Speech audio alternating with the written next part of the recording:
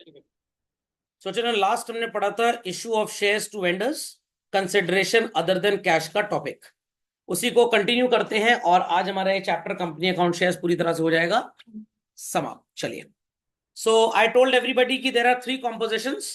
जब आप किसी से एसेट या बिजनेस खरीदें तो seller is called as a vendor, तो आप उनको भी शेयर दे सकते हैं, या आप किसी से सर्विसेज लें तो सर्विसेज दो तरह के लोगों से आप लेंगे, one called as promoters and other called as underwriters. तो पहले प्रमोटर्स पढ़ते हैं फिर अंडरराइटर्स पढ़ते हैं। तो क्वेश्चन राइजेस कि भाई ये प्रमोटर्स जो होते हैं ये कौन होते हैं? So these are the people who develop the idea for setting up और starting a company, that is incorporation children. और इनको जिम्मेदारी दी जाती है कंपनी को फॉर्म करने की, and they are called as what? Promoters. तो वैसे तो प्रमोटर्स जनरली फैमिली मेंबर्स जिनका बिजनेस होता है वही होते हैं, बट बहुत पढ़े लिखे नहीं होते ये लोग भी। तो आजकल कॉन्सेप्ट आ गया है what is titled as financial promoters का। तो ये आपसे कुछ रेम्यूनरेशन ले लेंगे और आपकी कंपनी को सेटअप करवा देंगे। Fundamental is understood. So as per companies act it is not mandatory कि हमको इनको कोई पैसा देना ही देना है। फाइनेंशियल प्रमोटरों का तो देना पड़ेगा, बट अगर घर वाले फर्स्ट डायरेक्टर्स ही प्रमोटर्स थे तो उनको रेम्यूनरेशन देना कंपलसरी नहीं है। Though we may give them some remuneration either in cash और in the form of shares. तो आपने इनको शेयर्स तो दिए, बट बदले में इनसे आपको क्या मिल गई बच्चों? Services for promoting the company. यहां तक की कहानी सबको क्लियर हो गई? So the entry is children goodwill account debit to equity share capital. और अगर आप गुडविल लिखते हैं तो आपको अल्टीमेटली इसको कहां पे शो करना पड़ेगा? बैलेंस शीट में as a non current asset. But if you do not write goodwill, rather you write incorporation cost. Incorporation cost का मतलब है the expenses incurred at the time of registration. And subsequently आप इन्हें जब write off करते हैं तो entry is surplus in statement of PL debit to incorporation cost. अगर ये entry 2013 के पहले आपको पढ़ाई जाती बच्चों, it would have been like this: profit and loss account debit to incorporation cost. तो वैसे तो ये क्वेश्चन में लीस्ट टेस्टेड है, एक दो बार ही बोर्ड एग्जाम्स में आज तक पूछा गया है, इधर इट बी आईसी और सीबीएसई, जनरली आता है नहीं है। If you write goodwill children no further entries required, but याद रखना है कि अगर आप इनकॉर्पोरेशन कॉस्ट लिखते हैं तो आपको ये राइटिंग ऑफ की एंट्री भी कंपल्सरली पास करनी ही करनी है। Fundamental logic is clear. और यहाँ पे सर पार प्रीमियम डिस्काउंट हो सकता है? हाँ बिल्कुल हो सकता है। This is the entry if it is at par. Premium होगा तो आप अटैच कर देंगे what? To securities premium reserve. और अगर डिस्काउंट होगा तो आप डेबिट कर देंगे discount on issue of shares. यहां तक की कहानी समझ में आ गई? Shruti Nakiba, Kavyanshi, Shera got it? People in the hot seat got it? चलिए, so let's have a question on this children. Very simple to understand. It's Zoom Limited issued 30,000 shares of rupees 10 each to promoters for their services. Past necessary journal entries in the books of Zoom Limited. So those who wish to do the entry, goodwill account debit to incorporation, goodwill account debit to equity share capital, चल जाएगा.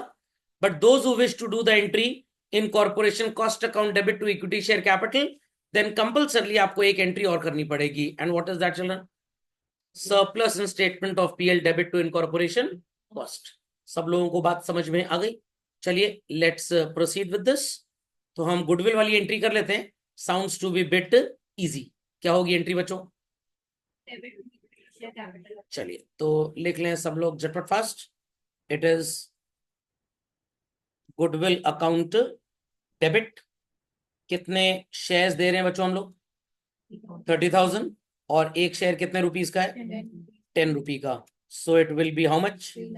3 lakh rupees. खोपड़े में बात गई। So put the entry goodwill account debit to equity share capital. सबको समझ में आ गई कहानी? Any queries to anybody children? Logic understood well? चला जाए आगे। कमेंशी got it, Nakiba got it, Shreya Shruti got it, people in the hot seat got it? सबने कर ली एंट्री? आते हैं अपनी आखिरी स्टोरी पे। हु आर अंडर राइटर्स, पहले आपको ये पता होना चाहिए, बिकॉज बच्चों ने 11th क्लास में ज्वाइंट स्टॉक कंपनी पढ़ा होगा बिजनेस स्टडीज या कॉमर्स जैसे सब्जेक्ट में। तो ये भी सबको आना चाहिए। अंडरराइटर्स होते कौन है? Take an example that there is a broker named as Kotak securities और कंपनी का नाम है Z limited. Company 40 crore rupees के शेयर्स बेचना चाहती है बाजार में। How much? 40 crore. So they are 4 crore shares valued at rupee what children? 10। 4 crore share और एक शेयर कितने का बेचना चाहते हैं? 10 रुपए का बेचना चाहते हैं। कितने का बच्चों? 10 रुपए का। Any doubts? Many doubts? पक्का? अब इनको एक रिस्क फैक्टर ये लग रहा है, हमने न्यूज़पेपर में एडवर्टाइजमेंट दे दिया, अभी एक आईपीओ आने वाला है यूनिमैक्स पेंट्स का 25 सितंबर वेडनेसडे को, और वो 27 सितंबर तक ओपन रहेगा। आपको मैंने बताया था 3 दिन के लिए आईपीओ ओपन रहता है। तो कंपनी को डर लग रहा है। हाँ, एक चीज और बता दूं आपको, उस कंपनी के जो प्रमोटर्स हैं उन्हीं के खानदान के सारे लोग हैं, चाचा भतीजा बेटा सब मिलके खुद ही कंपनी को प्रमोट कर रहे हैं। मैं आपको उसका डिटेल शेयर कर दूंगा। तो कंपनी को डर लग रहा है कि 40 करोड़ शेयर्स का आईपीओ जब लॉन्च करेंगे तो न्यूज़पेपर में 2 4 5 दिन पहले एडवर्टाइजमेंट देंगे।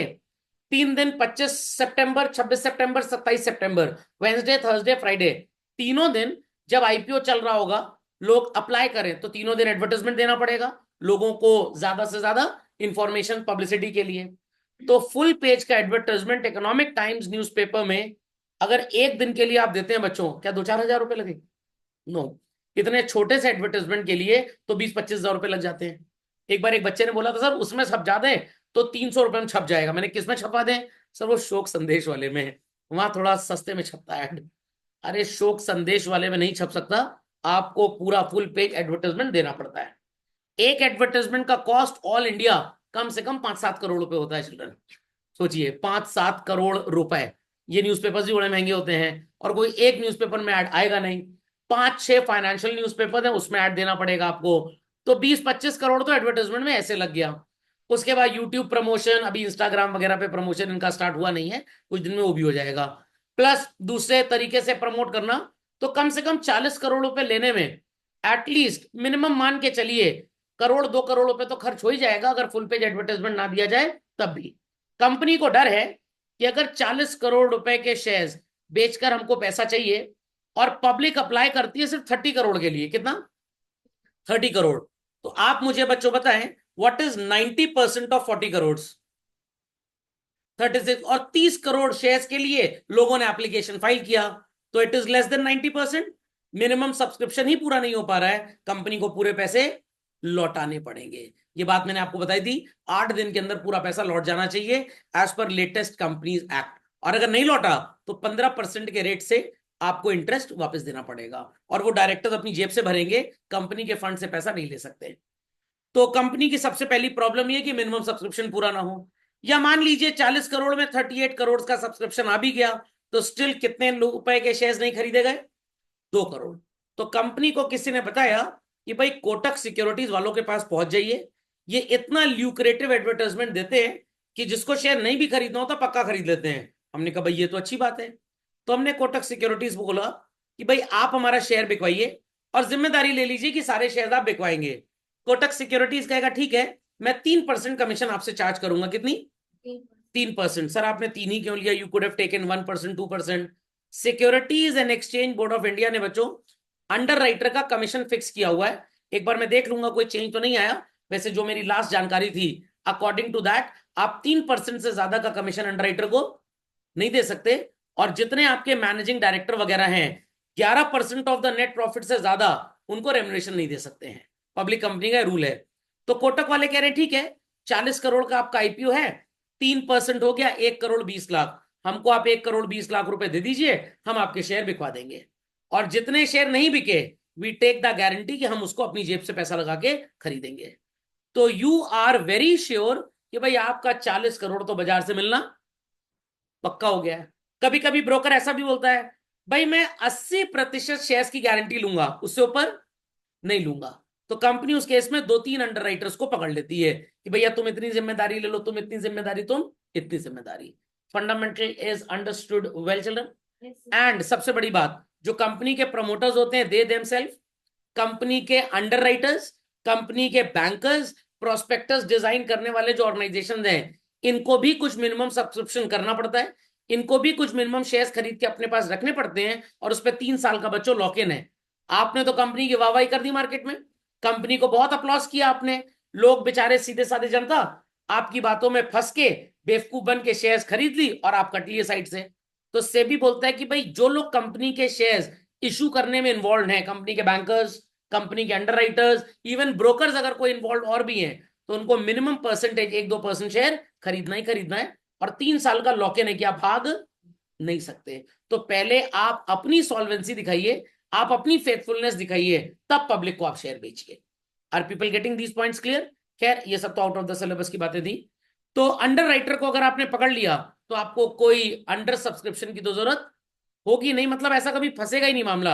आपका शेयर जो बाजार में नहीं बिका, कौन खरीदेगा? वो अंडर राइटर खरीद लेगा। Is that understood? तो मान लीजिए कि 40 करोड़ में हमारे 37 करोड़ के शेयर्स बिक गए, तो कितने के नहीं बिके? वो 3 करोड़ रुपए कोटक सिक्योरिटीज अपनी जेब से देगा। कोटक सिक्योरिटीज ये भी बोल सकता है कि आपने जो हमको 1 करोड़ 20 लाख कमीशन देनी है वो अपने पास रखिए, हम 1 करोड़ 80 लाख आपको और देते हैं। आप समझ लीजिए ये 3 करोड़ आपका पूरा हो गया। 40 करोड़ में से 37 की तो पब्लिक ने खरीदे, तो कितने के नहीं खरीदे?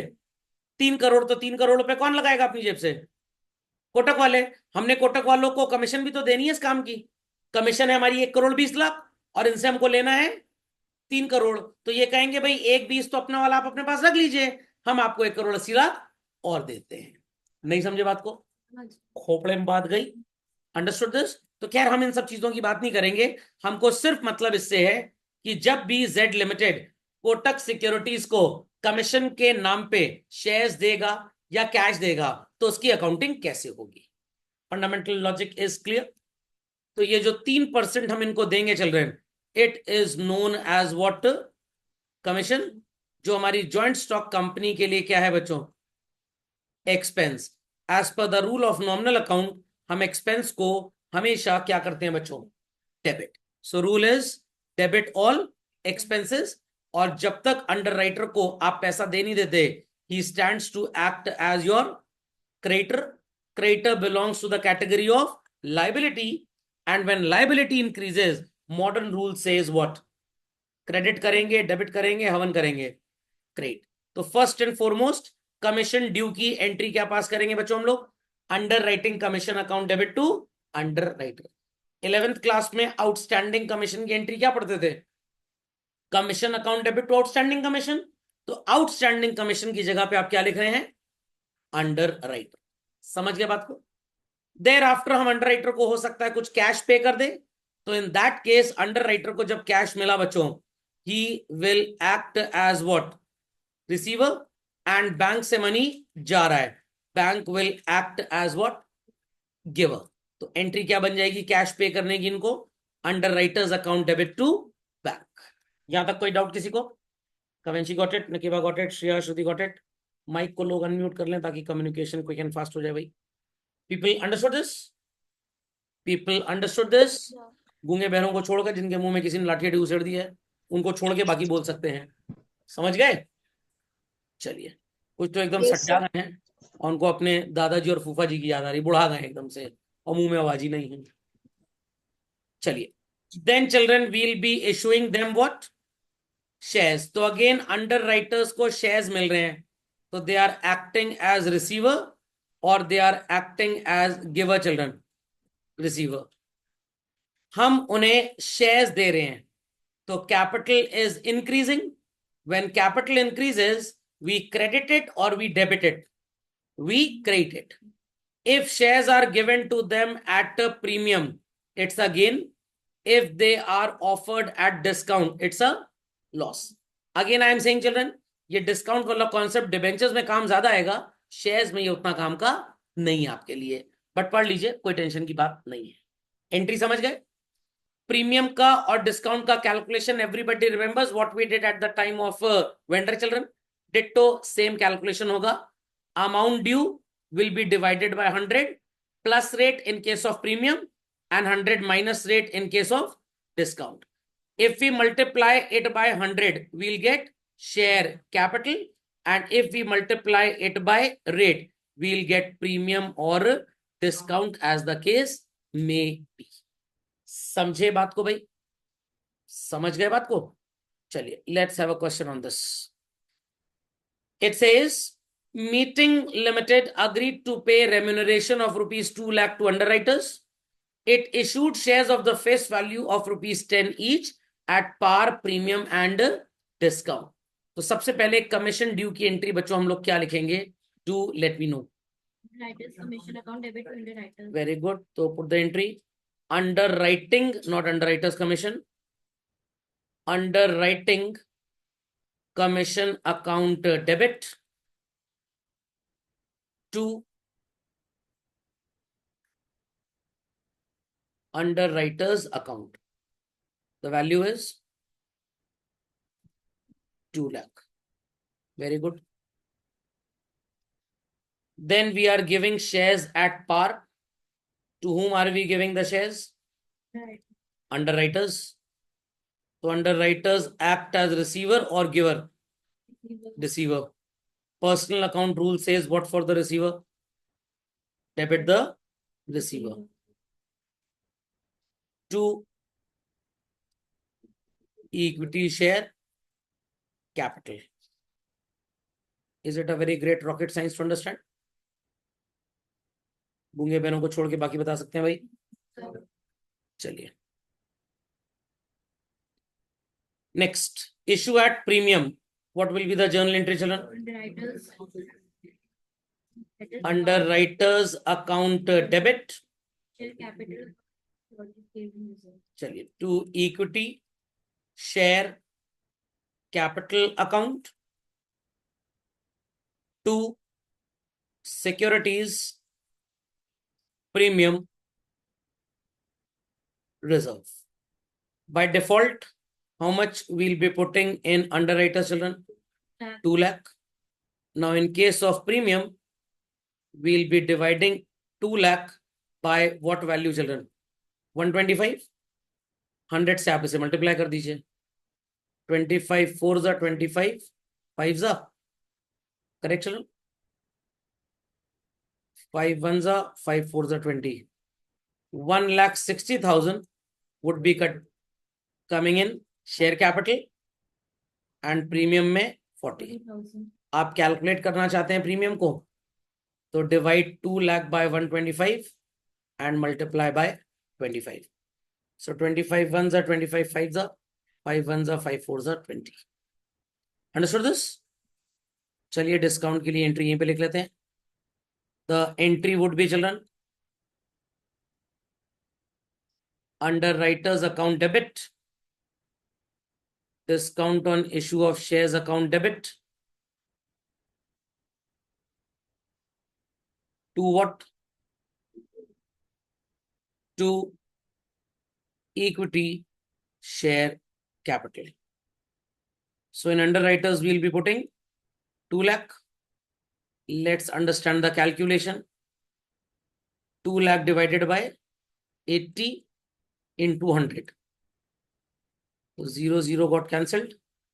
2 5s are 10, 2 4s are 8, 4 1s are 4, 5s are 20. So this would come to 2 lakh 50,000 and this would be coming 50,000. How to calculate this discount? 2 lakh divided by 80 into 20. So 21s are 24s are 4 1s are 4 5s are 20. आगे answer सबका? कोई query किसी की भाई? पक्का? प्रतिभा जी कोई query? कवंशी, Shreya, Shruti, any query? Let the mics be unmuted ताकि क्लास. क्वेश्चन नंबर 22 सबको मिल गया? मिल गया बच्चों? Meeting limited agreed to pay a remuneration of how much to the underwriter, children? 4 lakhs. पहली बार उन्होंने 40,000 शेयर्स दिए, 10 रुपए वाले. ये वैल्यू कितनी हुई बच्चों, बताइए जरा मेरे को आप. 4 lakhs. फिर 32,000 शेयर्स दिए 10 रुपए वाले. Now the value is how much? 320. And फिर उन्होंने 50,000 शेयर्स दिए 10 रुपए वाले. वैल्यू कितनी हुई? 5 lakhs. तो चिल्ड्रन अगर 4 लाख देना है और 4 लाख ही दे रहे हैं, तो here the shares are priced at par. 4 lakh rupees देना है बट हम 320 ही दे रहे हैं. Here the shares are priced at what? Premium. जो डिस्काउंट बोल रहे हैं वो पिछली क्लास में सो रहे थे, तो good morning for them. 4 lakh रुपए देना है और 5 लाख के शेयर्स दे रहे हैं. Here it is priced at discount. समझ गए इस बात को? चलिए 2 minutes time, do it fast. चलिए, तो the first and foremost entry would be underwriting commission account debit to Underwriters account. underwriters account 4 lakhs.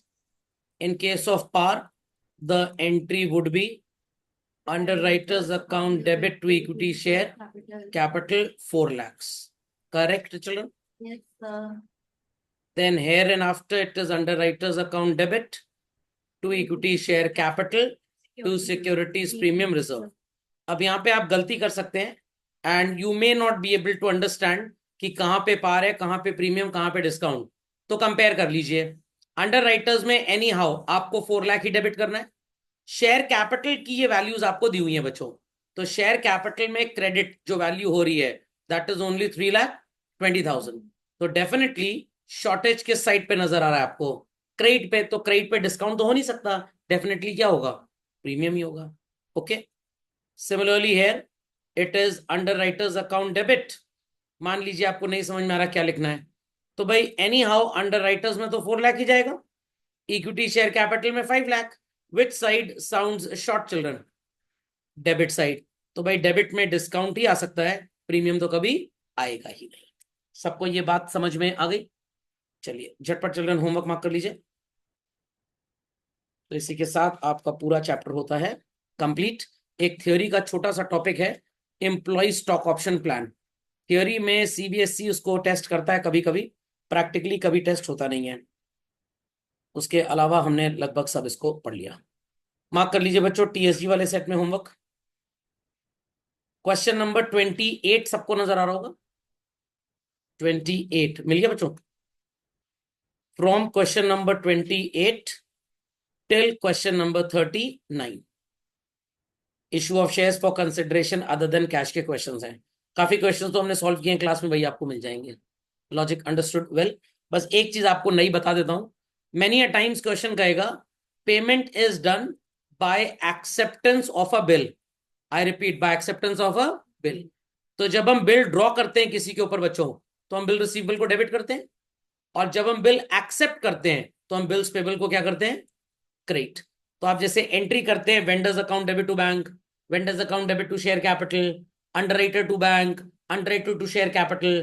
तो अगर कभी भी क्वेश्चन में लिख के आए कि हमने एक पर्टिकुलर अमाउंट का बिल एक्सेप्ट किया है, तो बस आपको 2 बिल्स पेबल लिख देना है. Is that understood? Is that understood? चलिए मार्क कर लिया सबने. बाकी क्वेश्चंस भी मैंने आपको वर्कबुक के पूरे दे दिए थे.